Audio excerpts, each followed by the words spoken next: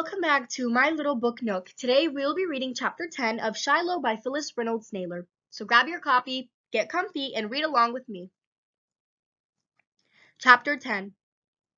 Dad's beside me, holding the flashlight up to Shiloh's eyes. Shiloh's still alive. This Judd Travers dog? I sit back on my heels and nod, wipe one arm across my face. Dad looks around. Take those gunny sacks over there and put them in the back of the Jeep, he says, and then still holding the flashlight in one hand, he slips his arms under Shiloh and picks him up. I can see Shiloh wince and pull back on his leg where it hurts. The tears are spilling out of my eyes, but Dad can't see them in the dark. He can probably tell I'm crying, though, because my nose is clogged. Dad, I say, please don't take him back to Judd. Judd will take one look at Shiloh and shoot him. Take those gunny sacks to the Jeep, like I said, Dad tells me, and I follow behind as we go down the hill. I keep my mouth open to let the breath escape, crying without making a sound, just like Shiloh.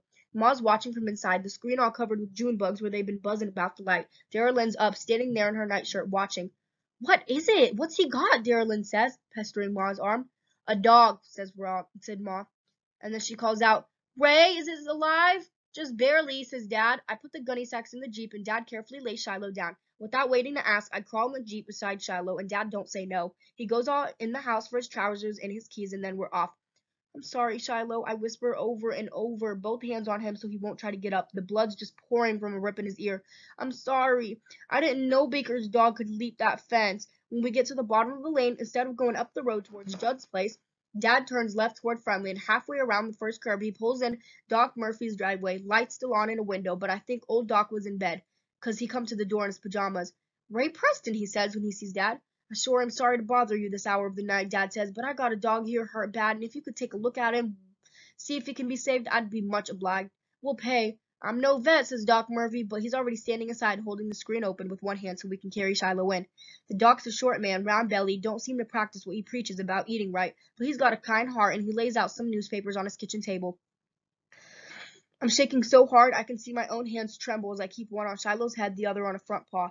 He's sure bleeding good, I can tell you that, Doc Murphy says. He puts on his stethoscope and listens to Shiloh's heart. Then he takes his flashlight and shines it in the dog's eyes, holding each eye open with his finger and thumb. Finally, he looks at the big, ugly wound on Shiloh's hurt leg, torn open, right to the bone, the bites around Shiloh's neck and the ripped ear. I turn my head away and sniffle some more. I'll do what I can, Doc says. That thing we gotta worry about now is infection. That leg wound is gonna take 20, 30 stitches. What happened? I figure Dad will answer me, but he don't. Just turns to me. Marty? I swallow. Big old German shepherd chewed him up. Dog Murphy goes over to the sink and washes his hand. Baker's dog, every time that shepherd gets loose, there's trouble. He comes back to the table and takes a big needle out of his bag, fills it full of something to make Shiloh numb, maybe. This your dog, son? I shake my head. No, he looks at me, then at Dad. Dad still won't say nothing, making me do the talking. While the doc leans over Shiloh and slowly inserts a needle in his side, I get up my nerve. It's Judd Travers, I tell him. I gotta start practicing the truth sometime. Judd Travers? This is the dog he's missing? How come you bought him? I had him, I say. Dog Murphy sucks in his breath, then lets it out a little at a time. Phew, he says, and goes on about his work. Don't know how long we're there in Doc's kitchen. Dad's standing over against the wall, arms folded, me with my hands cupped over Shiloh's head while Doc Murphy washes the wounds, dresses them, and starts stitching the skin back up. Once or twice, I feel Shiloh jerk, like it hurts him, but when he lays too still, I don't know if it's because he's numb or if he's dying. The next 24 hours, we'll know if this dog's gonna live, the doc says. You check with me tomorrow evening. We'll have some idea then.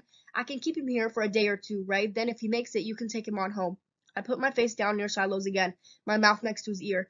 Live, Shiloh, live, I whisper. Hardest thing in the world is to leave Shiloh there at Doc Murphy's, the way his eyes follow me over to the doorway, the way his muscles move, like he's trying to get up when he sees me leaving. Second hardest thing is to crawl in the Jeep with Dad afterward. There isn't a word passed between us till we get home. Once Dad turns the motor off, though, and I'm all set to get out, he says, Marty, what else don't I know? What?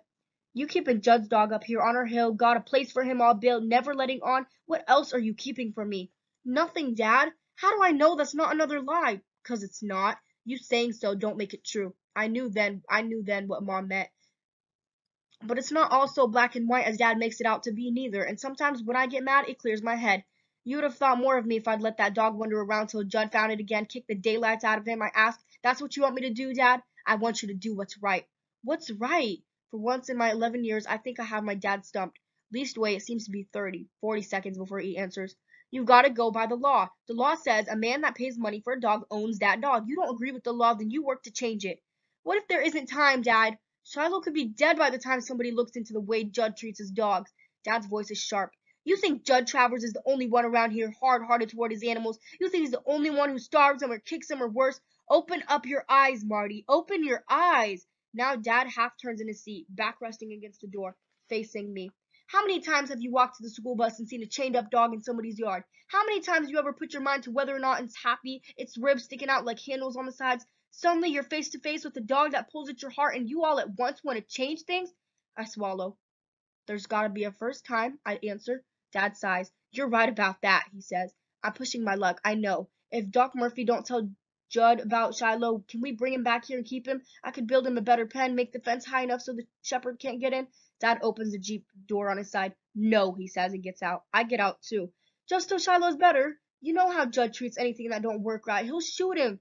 Dad, I found a dog once over near Judd's place with a bullet hole in his head. We could at least get Shiloh well. I'm gonna pay Doc Murphy's bill. I promise you that. You get all my canned money for the next 3 years, and I'll deliver the county paper too, if I get the chance. Honest, I promise. Dad studies me. You can keep him here till he's well, that's all. And then we're taking him back to Judd. Then he goes in the house. My heart starts pounding again. Thumpity thump, thumpity thump. There's still time, I'm thinking. Shiloh's still alive, and I ain't licked yet. And that is the end of chapter 10. I hope you guys enjoyed it. Check out my channel for chapter 11 or click the link in the description.